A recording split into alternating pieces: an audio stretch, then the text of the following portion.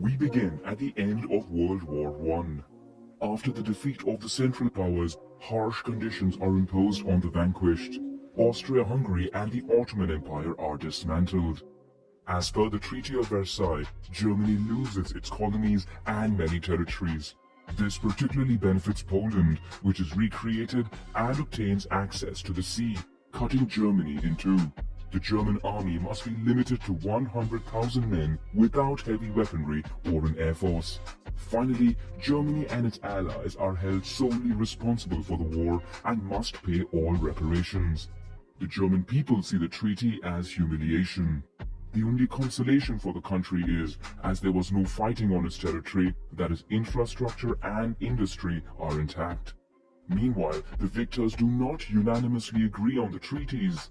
In Italy, public anger mounts because the country does not obtain all territories promised by allies, in addition to suffering a high death toll of some 600,000 soldiers. In the United States, the Senate goes against the wishes of President Woodrow Wilson and does not ratify the Treaty of Versailles, resulting in the US not joining the new League of Nations. This international organization is tasked with preserving peace and developing cooperation between nations. However, Russia, which became the USSR after the Bolshevik Revolution and the Civil War, is excluded from the League of Nations.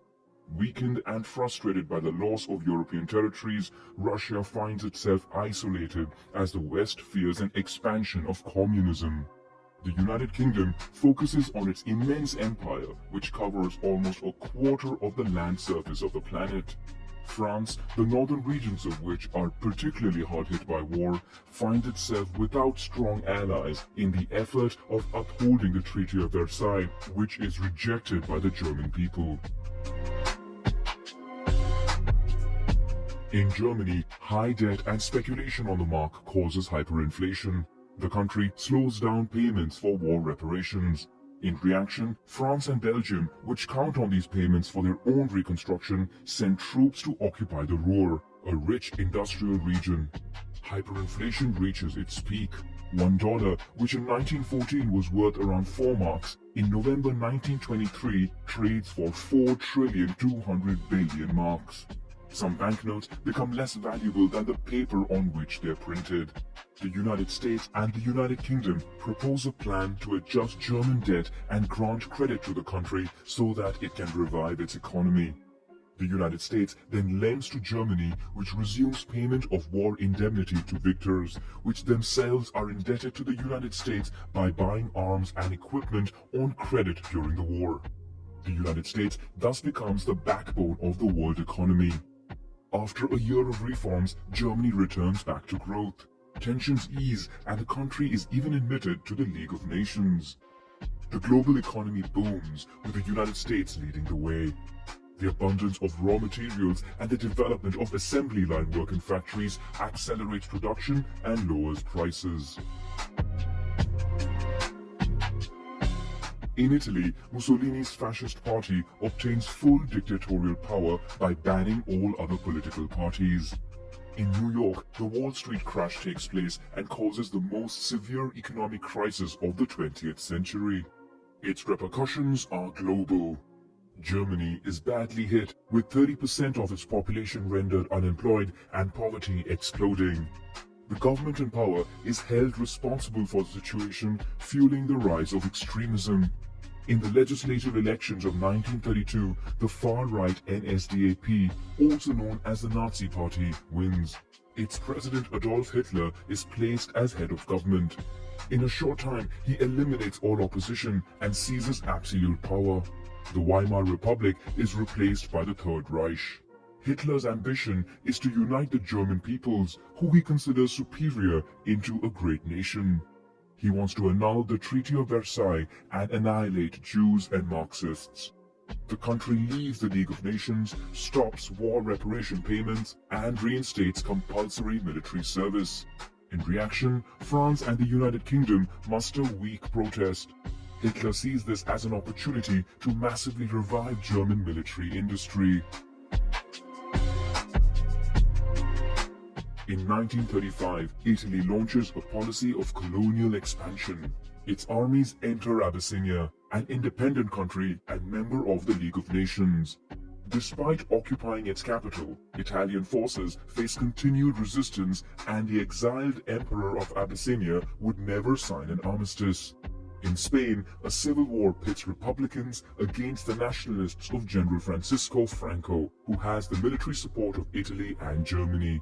The two countries take the opportunity to seek a rapprochement and become allies by forming the Rome-Berlin Axis.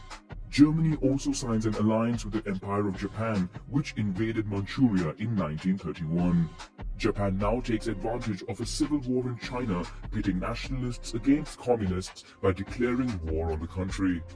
Japan seizes new territories and massacres the population. In Austria, the local Nazi party, after exerting much pressure, succeeds in officially annexing the country to Germany.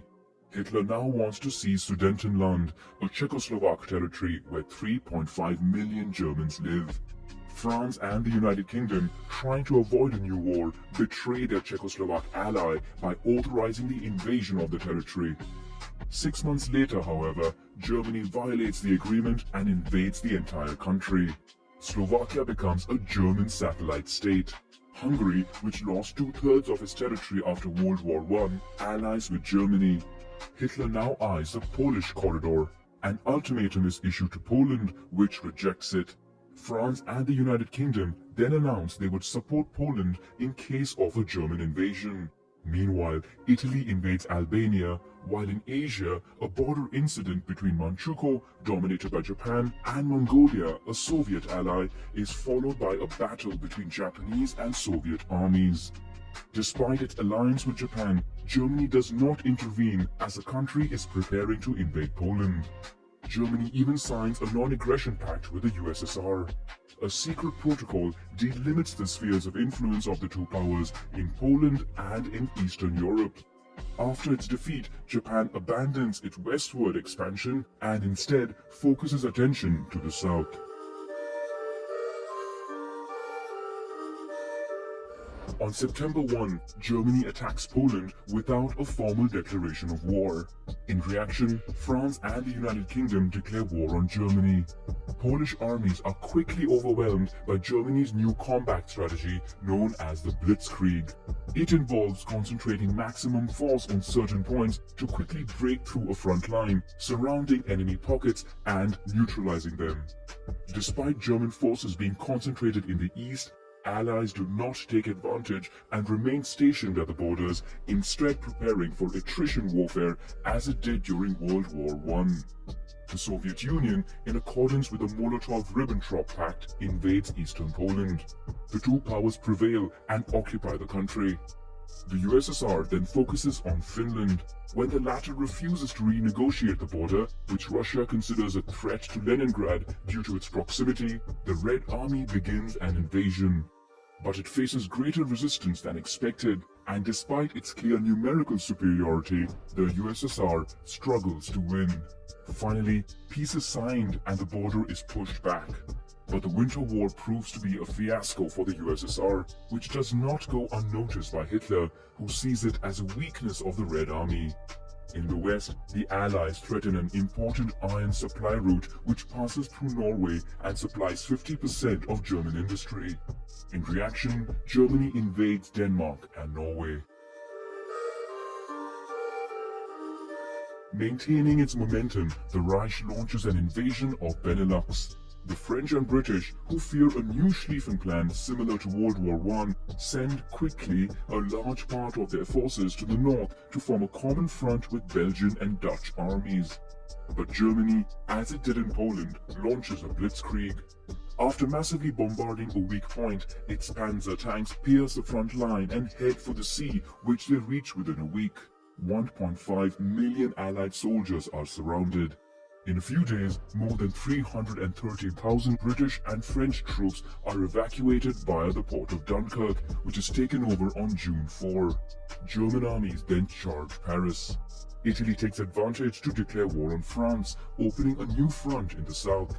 The new head of the French government, Marshal Petain, is forced to ask for an armistice, but General Charles de Gaulle, exiled in London, calls on the French to continue the fight. After signing the armistice, Petain's government moves to Vichy, with the southeast and French colonies remaining under his control. Germany occupies the north and the Atlantic coast. The British begin to capture and destroy French ships. In the east, the USSR, still in alignment with the Molotov-Ribbentrop Pact, seizes Baltic countries and Bessarabia without any battles. Hitler now wants to invade Britain, but the island is too well defended by the Royal Navy, so aerial attacks are launched. The British RAF and the German Luftwaffe regularly clash, causing heavy losses on both sides. But the British fleet regenerates faster than Germany's, forcing it to review its strategy. British Air Force installations then become the target of bombardment. On the night of August 24, a German plane misses its intended target and bombards a district of London. In retaliation, Britain bombs Berlin the following day. Hitler is furious. The battle takes a new turn. Both camps begin targeting cities. Despite London being regularly bombed, the Germans do not succeed in dominating the war. Hitler then plans to abandon this front to shift focus to the USSR. On September 27, Japan joins Germany and Italy in signing the Tripartite Pact. Despite their alliance, Germany and Italy are not fighting the same war. Mussolini concentrates his forces in the conquest of new colonies, from Libya to Egypt, Italian East Africa to British Somaliland, and from Albania to Greece. But it is a failure for his troops, who retreat against the British and Greek armies, while the Royal Navy dominates over the Italian fleet. Germany is forced to intervene to prevent the Mediterranean basin from falling entirely into British hands. Another aim is protecting Romanian oil, which is vital for Germany. A German army is sent to Libya, while another heads for the Balkans. After Hungary, Romania and Slovakia, it is now Bulgaria's turn to join the Axis. Yugoslavia and Greece are then invaded within a few weeks. On June 22, Germany and its allies launch a surprise military invasion, the largest in history, against the USSR, which passes de facto into the Allied camp. Finland takes the opportunity to join the offensive and try to recover its lost territories. On paper, nothing can stop the Wehrmacht, which is by far the best army in the world. Blitzkriegs are launched on a large scale, allowing the capture of some 3 million soldiers who would be tortured and starved in camps. While behind the front lines, German mobile militias are tasked with massacring Jews and Bolsheviks. To support the USSR, allies open a supply route via the Caucasus, but the route seems threatened by the Shah of Iran, who shows sympathies towards Germany. The USSR and the United Kingdom then decide to invade the country. In the USSR, the German advance is slowed down due to the sheer vastness of the battlefield and the bad state of roads. In addition, the Germans underestimated the Red Army, which despite heavy losses regenerates quickly with the arrival of new troops from the east, where a non-aggression treaty was signed with Japan. A new front is created at the gates of Moscow, after which German troops suffer a knockout punch falling from the sky. In a few days, temperatures drop below -30 degrees Celsius. Badly equipped, German forces suffer while the Soviets counterattack and push back the front line, which is then stabilized. What Hitler feared is happening. Some 80% of his army would find itself stuck in attrition warfare. On the Asian front, to counter Japan's expansionist policy, the United States imposes an embargo on oil and steel, essential resources for the country's industry and army. However, in the southeast of the continent, in the European countries, there are large reserves of oil, iron, and rubber. With European powers preoccupied with war on the old continent, Japan thinks it can quickly seize these lands. The only threat in the region is the United States, and mainly its powerful Pacific Fleet stationed at Pearl Harbor. Japan decides to strike hard and by surprise in order to delay as much as possible any military intervention by the United States. On December 7, without a declaration of war, the Japanese Air Force bombs the military port of Pearl Harbor. The offensive is successful, although damage is limited. The United States, which already supplies the United Kingdom, the USSR, and China with arms, joins the Allies. But they would need a few months to repair their fleet, accelerate their arms race, and enter the Pacific. Japan takes advantage of this delay to successfully begin its conquest of Southeast Asia. Civilians are largely targeted throughout the war. Japan massacres populations in conquered countries. In Europe, Nazi concentration camps, initially intended to lock up political opponents, become killing factories. Jews, gypsies, Jehovah's Witnesses, homosexuals, and people with disabilities are exterminated there. In occupied territories, as well as in Germany, pockets of resistance organize. In Western Europe, resistance is mainly non-violent, manifesting via strikes, refusal to collaborate, propaganda, sabotage, and intelligence. In the East, mainly in Poland, Yugoslavia, Greece, and in the occupied Soviet territories, militias launch guerrilla warfare against the invaders. In the Atlantic Ocean, German submarines, called U-boats, attempt to blockade Britain by sinking commercial ships that supply the island. The United States, for its part, secretly embarks on research to develop atomic weapons. In addition, the country now gets ready to engage in the Pacific. In 2 months, 2 decisive battles put an end to Japanese expansion. On the Eastern Front, Hitler launches a new offensive, this time focused only towards the south, targeting the important oil reserves of the Caucasus and cutting off the Allied supply route. Axis troops quickly reach the gates of Stalingrad, but the industrial city is fiercely defended by the Soviets. In the South Pacific, Allied forces, with the United States in the lead, launch a counterattack, the objective being to move from island to island all the way to Japan.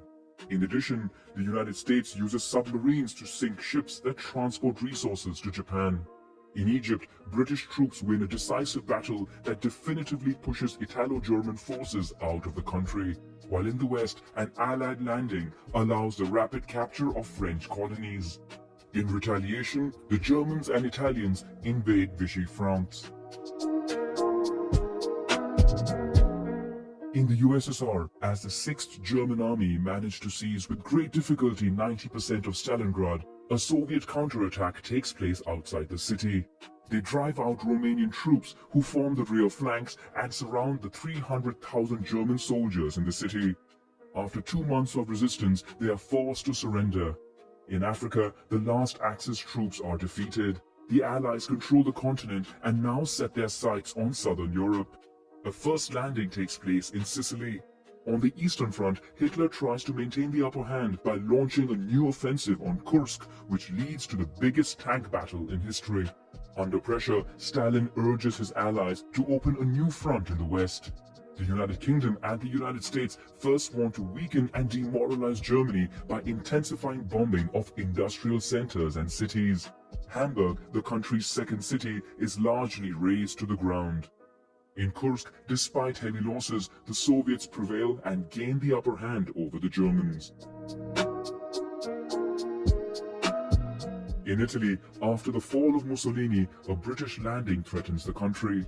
The new government signs an armistice with the Allies, but the Germans anticipate the scenario and quickly take control of Italian territories. With an Allied victory now seeming possible, Stalin for the USSR, Churchill for the United Kingdom, and Roosevelt for the United States meet in Tehran to prepare for the end of the war. The 3 leaders agree to coordinate better, to soon open a second front in Europe via 2 landings in France, and to provide military support to the communist resistance led by Tito in Yugoslavia. In the east, the siege of Leningrad ends after 872 days, claiming the lives of at least 1 million civilians. In the west, after the bombing of German factories which produce coal-based synthetic fuel, Allies are now ready to open a new front. The biggest military landing in history allows troops largely from the United States, the United Kingdom, and Canada to gain a foothold in Normandy.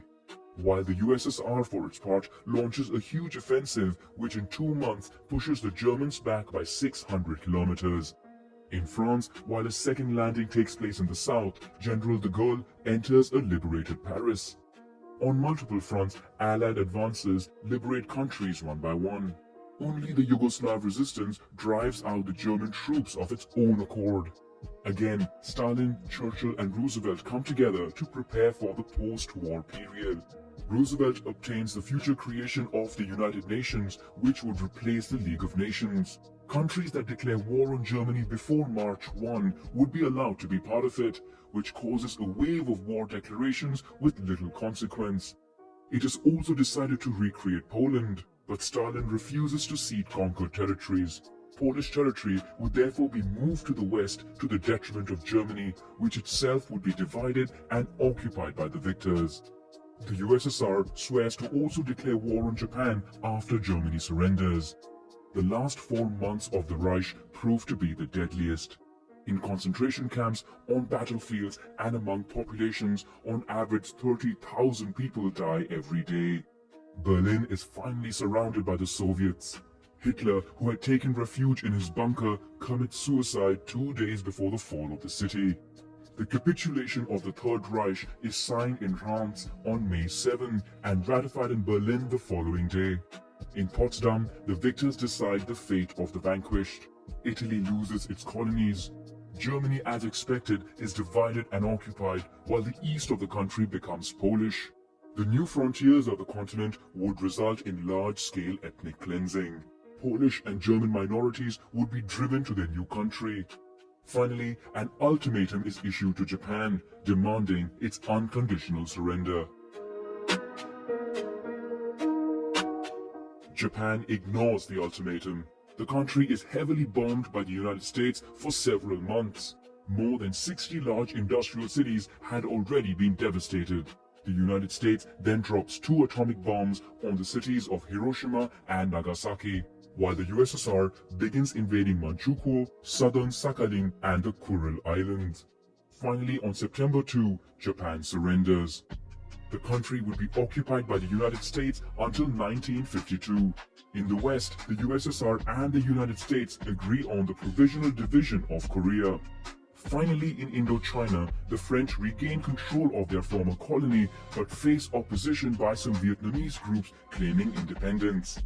Colonial empires worldwide are weakened as independent movements gain momentum, provoked by the heavy involvement in war and high death tolls. World War II is the deadliest war in history, with an estimated 75 million deaths, of which 66% are civilians. The Soviet Union and China are by far the most affected, while in China, civil war resumes between communists and nationalists. In Europe, almost 3 million tons of bombs were used, devastating the continent. Many cities are destroyed, mainly in Germany. The continent finds itself divided, with the East under Soviet influence and the West under US influence. For the first time, Germany and France would come together to revive the economy and preserve peace by creating the European Coal and Steel Community, the predecessor of the European Union. At the international level, the United Nations is created and tasked with preserving peace. Other international organizations such as NATO, the IMF and the World Bank are also created. From an energy point of view, the great powers begin a nuclear race and scramble to control global oil resources. Rivalry accelerates between the USSR and the United States. The two superpowers would embark upon a Cold War.